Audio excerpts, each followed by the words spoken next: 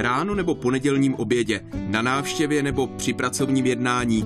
Obvyklé příležitosti pro šálek kávy. A i když Češi nepatří mezi národy zdaleka k největším milovníkům kávy, její pití je pro mnoho lidí každodenní rituál.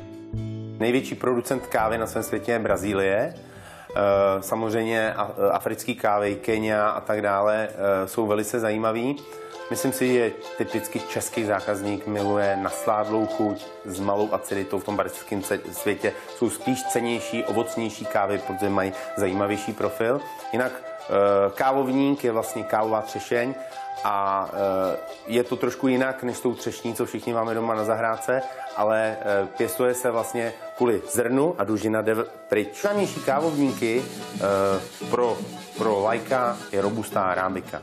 100% arábika má 2x méně kofeinu než robusta.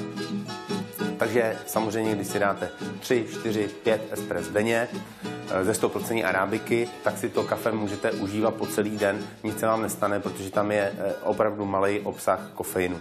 Robusta se pěstuje 200 až 600 metrů v nadmořské výšce, arábika 600 až 2000 metrů v nadmořské výšce. Tohle arábika, to je robusta. Větší zrnka, většinou mají zakřivenou tu křivku. Jo? Robusta jsou malý zrníčka.